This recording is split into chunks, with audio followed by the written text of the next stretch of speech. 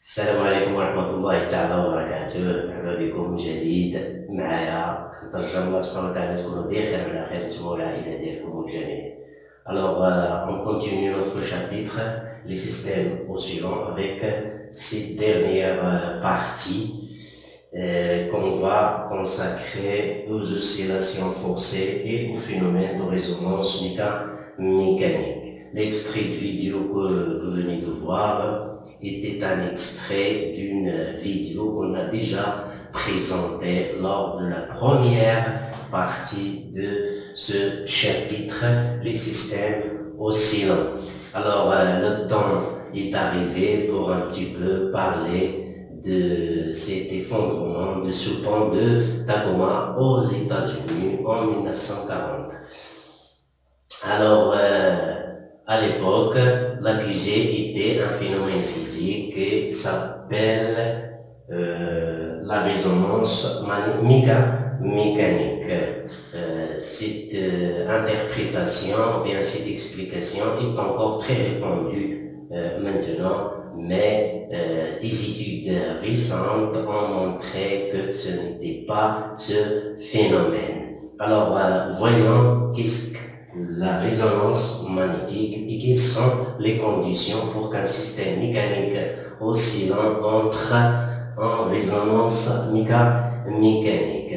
Alors, pour ce faire, je vous ai présenté un petit dispositif que je viens de bricoler à l'aide de mes outils et à l'aide de ma carte préférée. Alors, une carte Arduino et un moteur qu'on appelle un servo moteur. C'est un type de moteur électrique très utilisé en robotique.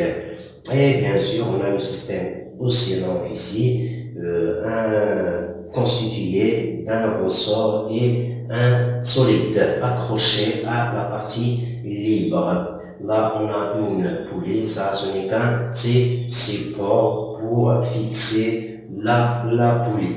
L'ordinateur, c'est seulement pour l'alimentation de ma carte. Alors, avant de continuer, je tiens à vous rappeler que j'ai déjà réalisé deux expériences concernant la mesure.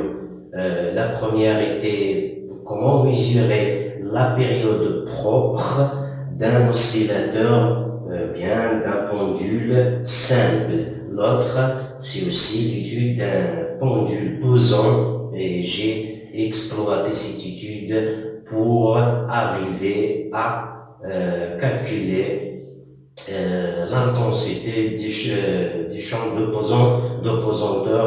J'ai approximativement, en exploitant l'expression de la période propre qu'on a vue lors des parties précédentes. Alors, avant de commencer, on va tout d'abord définir les oscillations forcées. De quoi s'agit-il? Alors, on a vu qu'un système oscillant, quand il oscille, à cause du frottement, à un certain moment, ces oscillations s'amortissent au cours du temps jusqu'à s'annuler. C'est-à-dire que l'amplitude diminue au cours du temps jusqu'à s'annuler. Alors ça est dû au frottement. Alors on ne peut pas en réalité, c'est-à-dire en pratique, on ne peut pas négliger les frottements. Les frottements, ça existe toujours pour tous les phénomènes étudiés concernant les systèmes oscillants. Alors là aussi, j'écarte le solide de sa position d'équilibre. Bien sûr, il va effectuer des oscillations, mais après un certain temps, il va s'arrêter. Donc, en pratique, il nous faut un système ou bien un dispositif qui va entretenir ces oscillations pour qu'il continue. Ce système-là, c'est ce qu'on appelle un excitateur. L'excitateur. Alors, dans notre cas-là, l'excitateur est constitué d'un moteur servo alimenté par l'Arduino et bien sûr l'oscillation de ce moteur-là, parce que le moteur ici est animé d'un mouvement oscillatoire qui impose ces oscillations au système aussi oscillant. Alors, le système constitué du moteur qui oscille et bien sûr la poulie et le fil constitue ce qu'on appelle l'excitateur.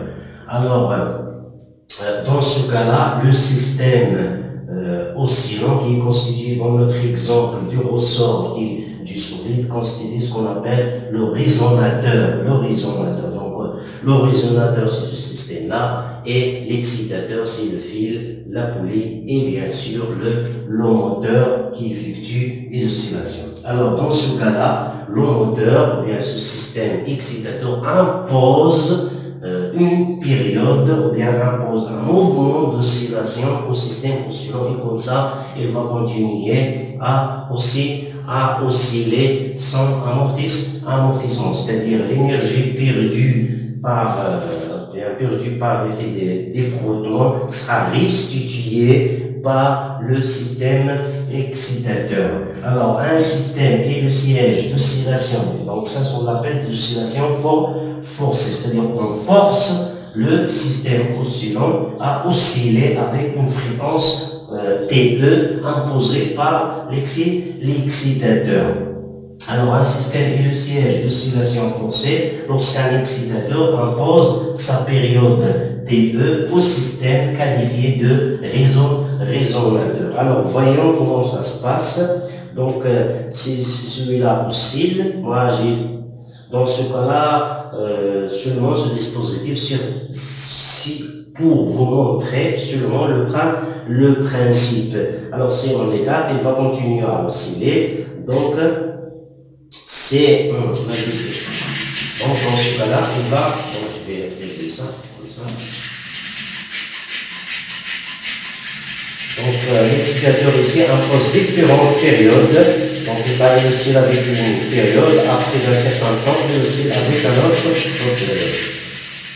Donc, c'est ce phénomène-là qu'on appelle les oscillations forcées. Donc, le moteur impose ces oscillations. Alors, il arrive que la période, donc je vais arrêter ça. Donc, il arrive que la période d'excitateur imposée par l'excitateur soit à peu près égale ou bien voisine de la période T0 de l'oscillateur ou bien du système oscillant. Dans ce cas-là, l'amplitude des oscillations sera maximale. Alors, cette amplitude maximale dépend bien sûr du frottement. Si les frottements sont faibles, alors l'amplitude sera maximale. Mais si les frottements sont un petit peu forts, dans ce cas-là, on n'arrivera pas à même amplitude maximale. Donc si on change, là ici c'est l'élongation en fonction de la fréquence. Alors si la fréquence de l'excitateur est égale à peu près aux périodes propres du système oscillant, dans ce cas-là, on aura bien sûr une amplitude maximale. Donc si on varie la fréquence, et si cette fréquence-là arrive et coïncide avec la période propre dont on a déjà donné l'expression, alors l'amplitude des oscillations sera maximale. Alors, c'est cette explication-là que la plupart ont, bien, qui a été donnée au début, et pour expliquer l'effondrement du pont. Alors, le pont a sa période propre, et à cause du vent, c'est-à-dire la période d'oscillation du vent, qui coïncide avec la période propre de ce pont-là, ce qui a provoqué des oscillations maximales, ce qui a provoqué l'effondrement. Mais après, les ingénieurs ont bien examiné les vidéos de l'époque et ils ont trouvé que normalement la période du vent, du mouvement du vent n'était pas proche de la période propre du temps. Ce qui a conduit à chercher quel est le problème. Ils ont trouvé que le problème était autre chose que ce phénomène de résonance mécanique, même si cette explication-là est encore plus répandue. Alors, je ne vais pas parler de ce phénomène qui était vraiment la cause parce qu'il dépasse notre programme, mais vous pouvez chercher sur Internet pour s'assurer de ce que je viens de vous dire si vous n'avez pas cherché auparavant, préalablement.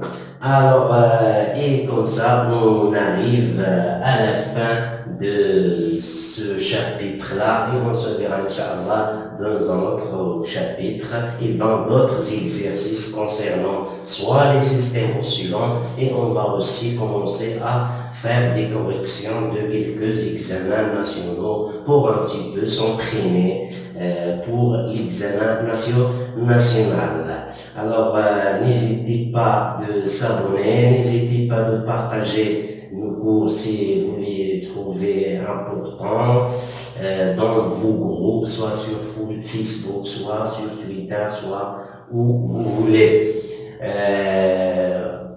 Salam alaikum wa rahmatullahi ta'ala wa barakatuh. A'anakum Allah.